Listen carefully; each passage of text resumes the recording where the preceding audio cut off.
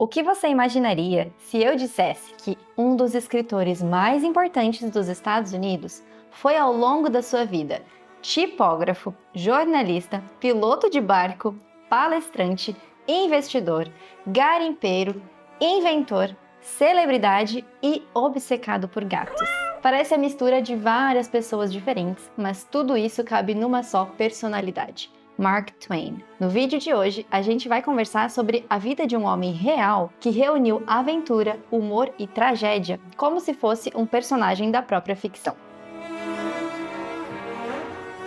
Tem um fato muito curioso já logo no nascimento de Mark Twain. No ano em que ele nasceu, um fenômeno astronômico bastante famoso estava acontecendo: a passagem do cometa Halley pela Terra. Décadas mais tarde, já idoso e muito famoso, o Twain comentou em tom de brincadeira que ele tinha chegado ao mundo com o cometa e que provavelmente ele iria embora com ele também, como se fosse uma premonição. E isso realmente aconteceu. O cometa voltou a passar perto da Terra em 1910 e Mark Twain morreu no dia seguinte à sua passagem pelo periélio. Louco, né?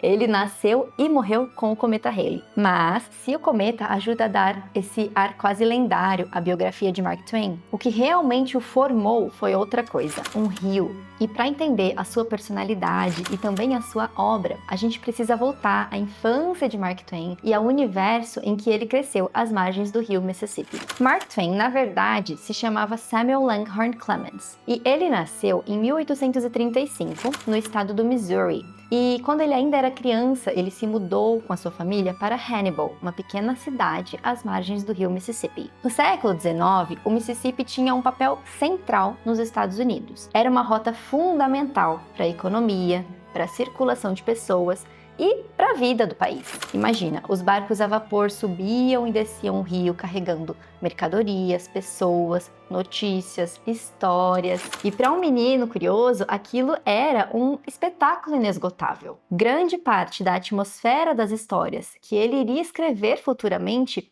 veio diretamente dessa infância passada, observando o rio e a vida que acontecia em torno dele. Mas esse mesmo mundo que se abria para ele como uma aventura era também estruturado pela violência e pela crueldade. A gente não pode esquecer que a família de Mark Twain viveu em uma sociedade escravista. O pai dele mantinha uma pessoa escravizada e um tio dele mantinha muitos outros em sua propriedade. E isso significava que o sistema da escravidão não era algo distante ou abstrato para essa criança. Era parte da vida cotidiana da comunidade em que ele cresceu. Ao mesmo tempo, o Mark brincava na infância com os filhos das pessoas escravizadas. Então, desde cedo, esse menino foi percebendo as contradições morais daquele mundo, principalmente por conta dessa convivência tão próxima com as pessoas na situação de escravidão. Então, quando ele se torna autor e tem a oportunidade de criar histórias, as suas narrativas carregam a crítica moral de alguém que foi realmente formado desde cedo por essa experiência, e não de alguém que só ouviu falar sobre isso. Imagina uma criança pequena presenciando episódios de violência, pessoas que ele conhecia sendo tratadas como mercadoria. Essas imagens não desapareceram da memória dele, né? Elas ficaram. E essa exposição precoce ao lado brutal da sociedade americana ajudou a formar o olhar crítico, pessimista, que aparece em vários textos que ele escreveu mais tarde. A juventude de Mark Twain também foi marcada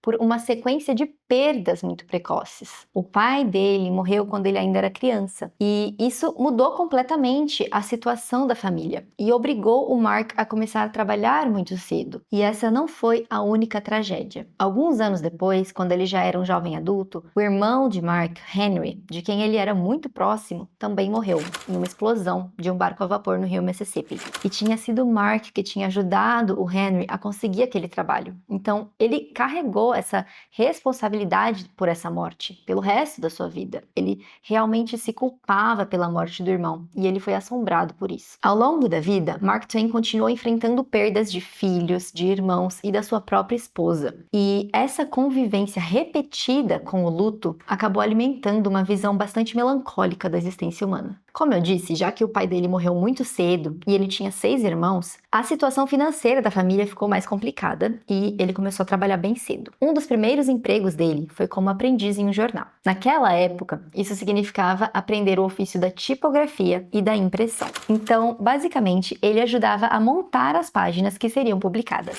Esse contato com o mundo da imprensa foi bem importante, porque colocou o Mark em contato direto com a linguagem escrita e com o mundo do jornalismo. E esse é um detalhe bem legal, porque ao contrário de muitos autores que vieram da academia, da universidade, o Mark Twain chegou até a literatura por um caminho bem diferente, pelo ambiente de trabalho e pelo contato com leitores reais que ele conhecia. Esse início ajuda a entender também o seu estilo. Antes de ser o autor consagrado que a gente conhece, o Mark Twain foi alguém treinado na concisão, porque a gente sabe, né, que o texto jornalístico tem essa característica de ser muito breve e direto. E essa profissão também o formou na observação social e no efeito imediato que a linguagem e a informação tem nas pessoas. Ele começou escrevendo crônicas e textos humorísticos, e ele foi desenvolvendo uma prosa viva, irônica, irreverente, muito diferente, muito distante da solenidade literária que muitas vezes se associava aos grandes autores. E foi nesse contexto que Mark acabou publicando um conto que mudaria completamente o rumo da sua carreira: The Celebrated Jumping Frog of Calaveras County. Esse conto gira em torno de um concurso de sapos saltadores em uma pequena cidade da Califórnia. Um dos participantes tem certeza que o sapinho dele é imbatível e vai ser o campeão. Só que um adversário resolve sabotar a competição de uma maneira completamente absurda. Ele enche o sapo rival com pequenas bolinhas de chumbo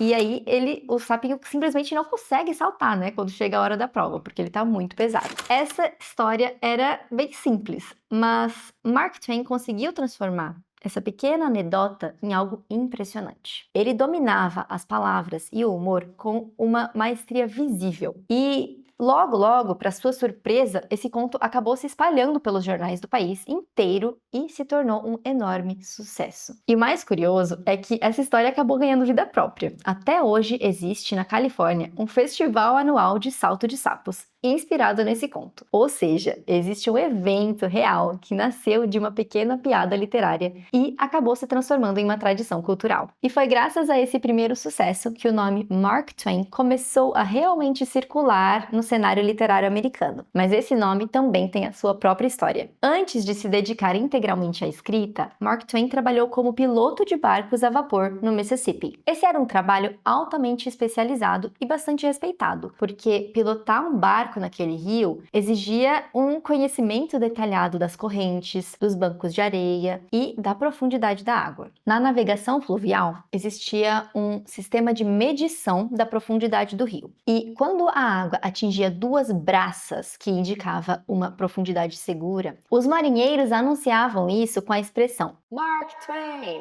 Isso significava 2 braças marcadas. E o Mark, que até então ainda usava o seu nome de batismo, Samuel, gostou tanto dessa expressão que ele decidiu adotá-la como pseudônimo. E esse pseudônimo marca a passagem de Samuel Clemens para uma persona pública e literária, quase como uma segunda identidade construída a partir do rio que marcou a sua infância e a sua juventude. Uma outra dimensão interessante da personalidade de Mark Twain aparece na relação dele com a tecnologia e com a ideia de progresso. Ele viveu em um período em que o mundo estava sendo transformado, por novas máquinas, novas formas de transporte, novas invenções científicas, e ele tinha uma curiosidade muito grande por tudo isso. Então, ele frequentava laboratórios, ele conversava com inventores, e ele chegou a manter uma amizade com o Nikola Tesla. Os dois se encontravam com frequência, já que o Mark tinha esse fascínio, pelas novas tecnologias e queria estar sempre a par de tudo que estava acontecendo. E existe até uma foto famosa em que ele aparece em um laboratório do Tesla observando experimentos elétricos. E além de se interessar pelas novas tecnologias, o Mark Twain gostava também de experimentá-las na própria vida e no próprio trabalho. Então, por exemplo, na autobiografia dele, ele comenta com bastante orgulho que As Aventuras de Tom Sawyer teria sido o primeiro livro da história a ser escrito em uma máquina datilográfica. Mas ao mesmo tempo, esse interesse pelas novas tecnologias vinha acompanhado de uma certa certa desconfiança. O Mark Twain não era um entusiasta ingênuo do progresso. Ele via como as novas tecnologias podiam ampliar as possibilidades humanas, mas ele também percebia que elas podiam produzir efeitos destrutivos, criar ilusões de prosperidade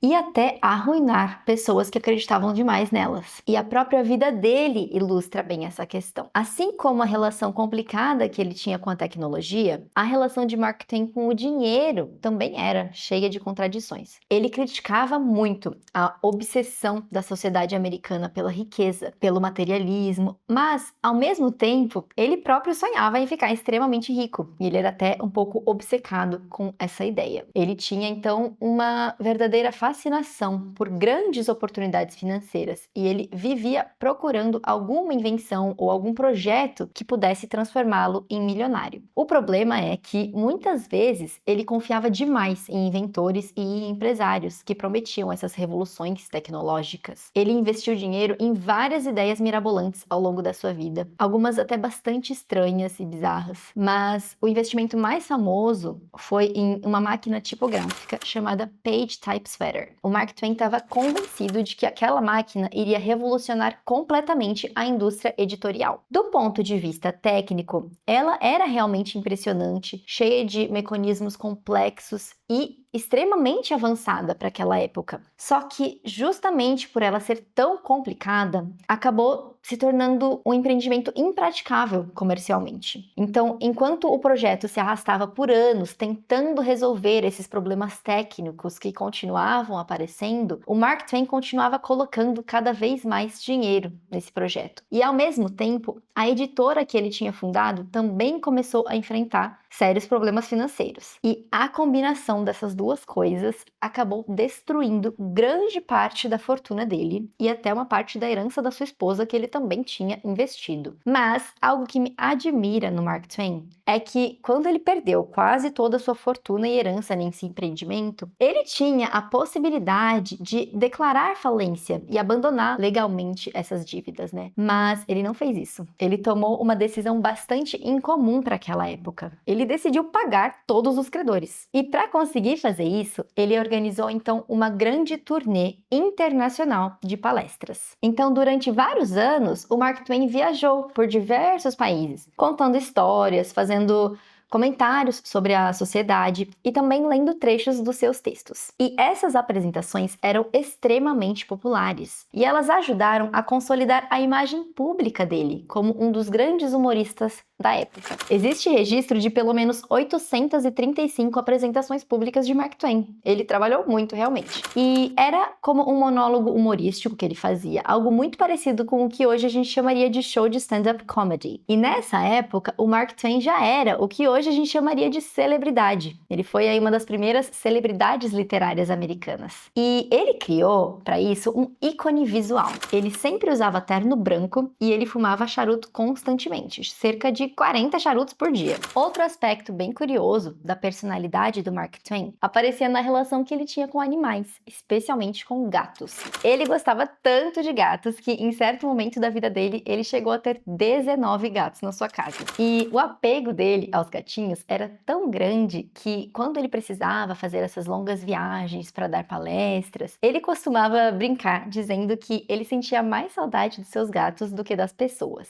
E esse é um detalhe que pode parecer bem pequeno, mas ele revela algo bem interessante sobre o temperamento desse autor, né? Os seus melhores amigos eram os seus gatos. Agora, falando da obra dele, em 1876, Mark Twain publica As Aventuras de Tom Sawyer. Essa história se passa em uma cidade pequena, às margens do rio Mississippi, muito parecida com Hannibal, onde Mark Twain cresceu. E isso é importante porque esse romance nasce diretamente das memórias de infância do Mark Twain. A escola, a igreja da cidade, as regras dos adultos e também, ao mesmo tempo, a liberdade das crianças que viviam perto do rio. Tom Sawyer representa esse espírito de imaginação, de aventura infantil, onde as crianças criavam as suas próprias hierarquias, os seus próprios códigos de honra e também de rebeldia, né? Mas esse livro também olha com ironia para essa sociedade de pequena cidade americana e mostra tanto o encanto quanto as hipocrisias daquele mundo. Alguns anos depois, Mark Twain Twain volta a esse universo em As Aventuras de Huckleberry Finn, publicado em 1884. Nesse caso, o personagem principal faz uma viagem pelo Mississippi, né? E isso permite que o Mark Twain explore de forma mais direta ainda as complicações morais da sociedade americana, especialmente a escravidão. E uma das grandes inovações desse livro está na linguagem. Em vez de escrever em uma forma formal, né, como os outros autores costumavam fazer, Mark Twain usa a fala cotidiana das pessoas, com dialetos, com expressões populares. E esses dois livros se tornaram algumas das obras mais importantes da literatura americana justamente por causa disso. Elas capturam um momento muito específico da história dos Estados Unidos, que é o mundo do Mississippi antes das grandes transformações do final do século XIX. E, ao mesmo tempo, essas obras fazem isso com uma voz literária extremamente original. Tem ainda um outro lado da vida do Mark Twain sobre o qual vale a pena a gente falar, que é o lado político. Ele foi, por exemplo, vice-presidente da Liga Anti-Imperialista e ele era bem direto em seus discursos e chegou a dizer abertamente que ele era contra a águia americana colocar as suas garras em qualquer outra terra, quando ele criticou a guerra nas Filipinas. E na questão racial, isso fica ainda mais nítido. A gente viu que ele cresceu em uma sociedade escravista e essa experiência aparece claramente na obra dele, né? Especialmente em Huckleberry Finn. Aliás, esse livro é tão importante que um dos maiores romancistas americanos do século XX, Ernest Hemingway, chegou a dizer o seguinte: toda a literatura americana moderna vem de um único livro, Huckleberry Finn, de Mark Twain. Olha só como esse é um elogio enorme, porque ele está basicamente dizendo que esse romance inaugurou uma nova forma de escrever nos Estados Unidos. Daria até pra gente fazer um vídeo inteiro só sobre Huckleberry Finn, porque a história desse livro, a forma como ele foi escrito e as polêmicas que ele gerou são muito interessantes. Então, se você quiser ver aqui no canal esse vídeo, já comenta aqui pedindo. Mas, além de escrever sobre esse tema racial, o Mark Twain também tomou atitudes concretas. Ele financiou os estudos de vários jovens negros com seu próprio dinheiro. Claro, ele ainda era um homem do século XIX e ele tinha as limitações do seu tempo, mas dá pra gente perceber com isso que a crítica à escravidão e ao racismo não era só um tema literário para ele, era realmente algo que era uma preocupação moral real para ele. Ele era um militante. Quando a gente olha para a vida dele em retrospecto, fica claro que muitas das qualidades que tornam a obra de Mark Twain tão interessante vieram diretamente dessas experiências pessoais sobre as quais a gente falou. A infância dele, o contato com a violência da escravidão, o rio, o humor, como ele enfrentava suas dificuldades, né? E também a curiosidade constante em relação ao comportamento humano. E talvez seja por isso que a obra de Mark Twain continua sendo lida mais de um século depois da sua morte, porque mesmo quando ele estava contando histórias aparentemente simples sobre garotos travessos às margens de um rio, ele também estava observando com muita atenção as contradições profundas da sociedade em que ele vivia. Se você gostou desse vídeo, deixe o seu like, já se inscreve no canal e compartilha com alguém que você acha que se interessaria pela vida do Mark Twain. Boa leitura e até o próximo vídeo!